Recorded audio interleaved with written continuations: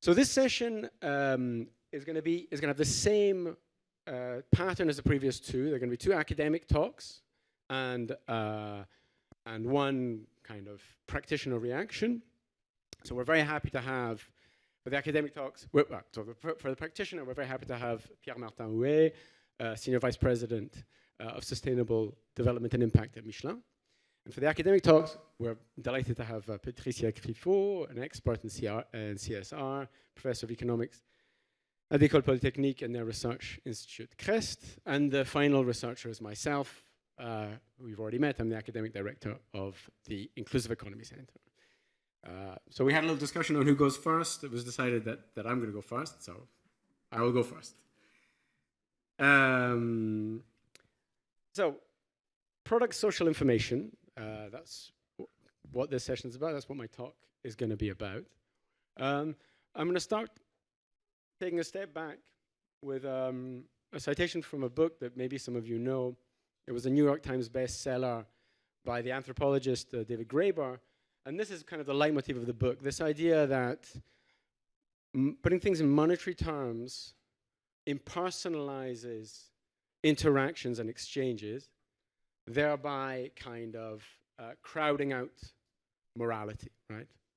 And if in a certain sense, you can think of that as one way of putting one of the main challenges of the Inclusive Economy Center, but anyone who's interested in kind of business and social impact, kind of how you can reconcile the kind of monetary business exchange with not forgetting the morality or the social dimension, okay? Or what I'm going to call social characteristics in this talk. Now, firms have interactions with various stakeholders, investors, employees, suppliers. We're going to be talking about consumers here, product labeling, okay? And there's a whole bunch of product labels. You're going to see many others later on. We kind of all know them. And in a certain sense, one way of reading what's going on here is an attempt to put some morality back in the exchange, right? And when you talk to people, and this is one of the reasons why we're entering this session, kind of, since I've been in charge of the Inclusive Economy Center, I've repeatedly heard stories about how, is there any point? Do consumers care? Is this sort of information useful? All that type of stuff. So this is what we're going to be talking about here, right? We're going to be asking kind of two practical questions. Giving any form of information about social characteristics of products to consumers, is there any point in doing that? Why would you do it? And if there is a point in doing it, how would you do it? Okay? What was the most effective way of doing that? Now, these are practical questions, but given that I'm supposed to be one of the academics here, I'm going to look at these questions from a research perspective. Okay? And underlying these questions is essentially a question about people's pro-social attitudes. When they're in a position where they're exchanging money for something, do they have any attitudes towards the social characteristics of that thing? Okay? That's going to be my first research question. And if they do have such attitudes, what does that mean for the impact of any information about those social characteristics at a society level? Okay? So what I'm going to try and do is I'm basically going to be trying to talk about these practical questions. I'm going to have to take a bit of a detour via these research questions. Okay? Now, I'm going to try and go relatively fast, but to treat a question like this according to the kind of standards in some of the fields that I'm coming from, in particular behavioral economics, you would like an incentivized study. So that's a study where you don't ask people, do you care about social stuff? So it's a study where you get people to put their money where their mouth is, right? You give them a choice between something which is socially good but costs a little bit more, and something which is socially bad and costs a little bit less, and see whether they're willing to pay a little bit more for the social good, okay? Now, the problem with such incentivized studies in this domain is it's actually quite difficult to find products where we know information on social characteristics. So if you were interested, I don't know, in tracing some human rights violations down a supply chain, it's hard to find that sort of information for enough products to be able to run an incentivized study, because you need to know this for all the products you're going to be, or at least for enough of the products you're going to be offering people. There is one, perhaps not the only one, but there is one social characteristic where that information is typically available. And that's income inequality across the workforce. Why is that available? You may or may not know, but after the financial crisis, part of the Dodd-Frank laws in the US made it obligatory for publicly listed firms to report this, right? They have to report basically the ratio of their CEO salary to the median salary. Okay? And that legislation, that also exists in the UK, it exists in France, it's part of the CSRD. So this is something we have some information about. So we could find product and we'd be able to say something about the income inequality across the workforce. And that's a social characteristic. This project is bigger than just this social characteristic, but that's an example where we can get this information so we can run a study. Notice just in passing, by the way, although it's available, people don't know much about it, right? So this red slide, this is from another work by someone else. This red area is supposed to be what people think this current state of inequality is. This gray area is what the current state of inequality is. So it's information that we can get, but people haven't already interiorized. So what do we do? This is the kind of the research bit. I'm trying to answer kind of part of these why and how questions. We did the sort of incentivized studies I talked about, right? So we basically gave people choices between a good where the inequalities differ, Dodd-Frank inequalities in this case differ, the prices differ, and by kind of cooking up those questions appropriately, we can basically elicit from people how much they're willing to pay for a reduction in inequality from this value to this value. And we incentivized this, so people got towels. If they said they were willing to pay more, they got less change from their budget. And we did this on representative samples in England and the US. That's all I want to talk about, the kind of sciencey bit of research, but I'm very happy to talk to the academics about that afterwards. What do we find? Are people willing to pay for reduced inequality? Well, overwhelmingly, yes. Okay?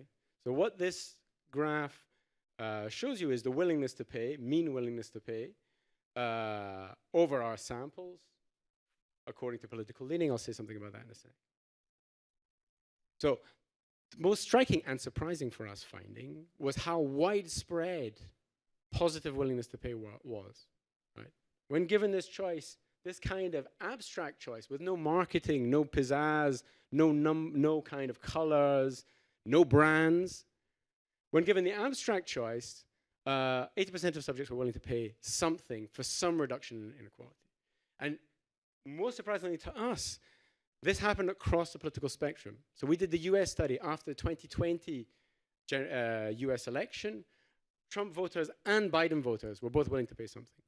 Some of them were willing to pay a little bit less than others, but they were both willing to pay something. This contrasts with surveys where you ask people on their opinions on, for example, redistribution. You're going to find huge polarization across the political spectrum. Here, there's much less. So this is the first answer to our why question. Why? Because effectively, the attitudes are there, right? If we peel back all the kind of marketing stuff, the attitudes are there, which basically means if the information is given in the correct format, the correct way, we're going to change consumer behavior. Right? The second part of our why question was, what effect is that going to have on a society level? Right? From a research point of view, we need different tools to deal with that question, a little bit of theoretical modeling. In another paper, we've plugged these preferences into a model. We turned on information, then we turned it off to work out whether there was a difference. What does it do? It's going to reduce inequality at the society level, not the level of individual firms, but at the society level. And it's going to improve what economists use to measure how good the society is, society level well-being. Okay? So why? Because people have these attitudes deep down, right? Psychological fact. And not only that, if we had the information, these attitudes would have a positive effect on society. My second question was the how, or the second practical question was the how question. So let's just say one or two things about that. And again, this study has some research findings which could be relevant for the how question. So firstly, note how much, this is no reduction in inequality. This is just a reduction from a very high level, which you saw in the previous slide, to a high level. And notice how the willingness to pay jumps up here and then kind of stays either completely flat or increases much slowly here. Right? that suggests that people react much stronger to the bad cases than they do to the good cases. This, by the way, is something you know if you've spent too much time in airport bookshops or flicked through Kahneman-style Thinking Fast and Slow books. There's a whole kind of cottage psychology literature on something called loss aversion, the fact that people have a stronger reaction to the negative than they do to the positive. This is exactly the same thing. Okay. So it's better to have information about the bad guys than it is to have information about the good guys. Second point, this comes from the modeling exercise. It would be better if you had information about everyone rather than information being voluntary, because only the good guys would give their information. Put those two things together, kind of scientific findings, have a practical consequence. It would be better to have information available for all products, what I call universal information provision. Second take-home message. So what you see here is, again, same experiment. We did various bits, or same paper at least. We did various bits. Here we gave different formats of inequality. So this blue line, that's the Dodd-Frank format you saw before, right? See how much the CEO earns more than earns. So it's relatively simple to understand. There are more complicated formats to measure inequality, that's for sure. But it's objective, more or less. Everyone understands more or less what it means for someone to earn 750 times or 5 times more than someone else. Okay? The red line, that's a kind of letter format. So think Nutri-Score. Think the type of format you find in energy efficiency on your washing machines or whatever. Or maybe your tires, I don't know. There we are. These sorts of formats here, I mean, you can see there's a big difference in willingness to pay between the two. Right? Which suggests that objective, simpler formats, when they're understandable, are more impactful, higher willingness to pay, and therefore higher effect. More informative, this is kind of follow-up surveying. More informative, it's considered more understandable, and typically preferred. Okay? Which suggests that, as far as possible, you would want to use comparable, objective, simple information. That's what you would want to be conveying. So let's just put these two things together. These are the kind of consequences that come out of this research. This is what you would want if you wanted to communicate social information about products, and we already said there's reasons to do so. This is what we currently have, and clearly these violate both of these, right? They're entirely voluntary. Okay? They typically are singling out the good guys, not the bad guys. And they are closer to A to E things than objective, simple, CEO earns this much more than the median one, right? There's quite a lot kind of packed into all of these. Some of them are even company specific, so they're not very comparable. This would not be how you would want to convey social information about products.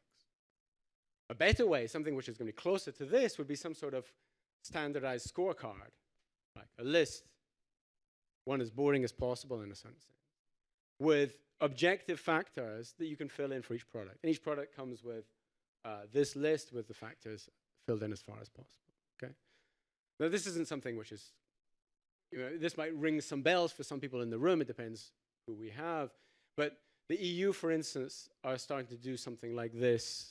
Sometimes it's called digital product passport, not for social criteria, not for social characteristics, but for some environmental ones. So an easy suggestion would be just to add social criteria, social kind of characteristics to that list. Let me just finish by saying one or two things that this would imply for the ecosystem of informing consumers. Right? If you want the information market structure, if I have to talk like an economist, okay? Clearly, these sorts of scorecards, the idea isn't that you have a kind of reams of paper that comes with every single product you buy, right? The idea is it's going to be electronic one way or another, and digital product passports would be like that. The idea is also clearly not, just in case you thought it was, that people are going to look these up directly. Right? You might be worried if you've got kind of objective comparable standards that there are too many and they're difficult to understand. Okay? They're difficult to kind of There's so much information, it's difficult to take it all in. And that would have been a worry 30 years ago. But it's not necessarily a worry now, because we're living in a moment where we've become experts. There's tons of systems which have been set up to try and help us deal with an awful lot of complicated information about our products. I'm going to give you 3 examples, 3 kind of allegories, if you will, right? So you could think of this scorecard as basically a glorified nutritional table of the sort you find and you don't understand in the back of your cereal packet in the morning. We all know that there are apps, Yuka, Nutri-Score, whatever, that help you understand those things. And you can easily imagine, I don't know, the International Label Organization sets up one that says this is a product, this is a product which respects human rights down the supply chain, this one isn't. That's one option. We've all, I don't know if you break your phone as much as I do, but you've all had to buy some technical equipment, like a phone or a computer or a camera. And you've probably all had those situations where you don't know which one to buy, and you see these kind of huge lists of technical specs. Do I want a better camera? Do I want a longer battery? All that type of stuff. Well, these are more things to be added, right? I'm willing to pay a little bit more for a better camera, but I'm not willing to have child labor potentially being involved in the production of that camera. Final case, probably the most important one, recommendation systems. Right? Quite a lot of our purchasing comes via recommendation systems nowadays. They recommend stuff on the basis of what we've purchased in the past, the properties of what we've purchased in the past, and what we've filtered out, right? Once we have this sort of information generally available for all products, that's something that AI systems naturally going to start using, right? That's something we're going to filter out. We're going to say, I don't want you to propose, I don't know, products with too much inequality involved in the production, or whatever, okay? Once you have that, the recommendation system isn't going to propose that, and it's going to tailor your recommendations to your tastes. Just to kind of, again, sorry, I'm kind of jumping between the kind of practice, trying to jump between the practice side and the kind of academic-y side, but just a remark about this market structure. One nice thing about it, I started with morality. Moral philosophy 101, rationality 101, you should keep, as far as possible, the facts separate from the values, right? If you want to make a decision, if you want to put 2 things together, your decisions will be based on some facts. You want to keep them separate from the values. This is the facts. Only saying inequality is this. It's only saying we know this much about, I don't know, child labor down the supply chain. It's only saying there's this much unionization among workers. But it's only saying whatever you want. These are the facts. This bit is the value bit. And the important thing about all of these is the consumer has a say, right? It's not like we're living in the myth that all consumers have the same values. Could well be that we have 100 people in this room. Each of us have different values. We're more moved by one thing than another. We think, I don't know, this dimension is more important than that one, right? This allows that, right? Whereas the current kind of practice mixes the 2 together, which is one of the problems, like one of the criticisms of it. These guys are trying to solve the problem of getting the data and deciding what the values are for everyone. Let me just, how much time do I have? 5 minutes. Thank you. So Octavio is saving us because, but I'm going to take even less than 5 minutes. So I'm just going to add one other kind of objection you sometimes hear about this sort of thing, right? Yeah, standardized scorecards, all good. No one's going to play on, right? You'll need to force an awful lot of companies to kind of give this data, okay? I'm going to call that the information gap problem. You have trouble getting that information, okay? No, it's pretty easy to deal with that problem when you think about it. Just tell people that the farm could have provided the information, but didn't. And if you want to give them a little bit of a ballpark, you can say, yeah, but a default value for this sort of farm in this sort of sector with this sort of size coming from this sort of region is a little bit like this. You can give an average value. You can be a little bit pessimistic and give a lower than average value if you want to, or a worse than average value. What's going to happen? I mean, I can dig out scientific findings, but your intuitions are all going to be right on this. People don't like uncertainty. If information could have been provided and it wasn't, that's suspicious. If you give a default, which is typically bad, people are going to be close to it, right? You have a system like that, you're going to have an incentive for farms to provide information. Right? Because clearly the good ones are going to want to provide it, the bad ones aren't. I could go beyond the scientific findings. I'm just going to just stop with one last thing. I talked about the case of attitudes to information, right? We're now talking about another case where we looked at something to do with information. This is a case that was run by a bunch of HEC students who were doing a clinique under my direction and that of Charlotte Mann with Schneider Electric. And they were trying to do something similar to what we'd done before, willingness to pay, but for human rights. And the problem with doing willingness to pay for human rights is there's not much information about human rights respect down the supply chain. So what did they ask? Instead of saying, this much is respected, this much isn't, they basically said, this is the amount of information which is given. Okay? I'm giving you no guarantees about human rights down the supply chain. I'm giving you guarantees that at least 50% of workers in the supply chain are free from forced labor. This is a forced labor. I'm giving you guarantees that almost everyone in the supply chain is free from forced labor. You see exactly what I was talking about. People don't like the lack of information. People do seem to have this pro-social attitude, not just for something like inequality, but also for something like human rights. Okay, so we're just going to stop. I'm just going to kind of wind up there. I've more or less said all of this. There's some research facts, okay, that answer practical questions. The research facts are there are underlying pro-social attitudes towards products. And if there was information about those about those social characteristics, that would have a benefic effect on the society level value of those characteristics. Okay? Moreover, what the research tells us is this is what we should be looking for as the properties of our way of communicating that information. What we're doing today has neither of these properties. A standardized scorecard does, can, and will. Thank you.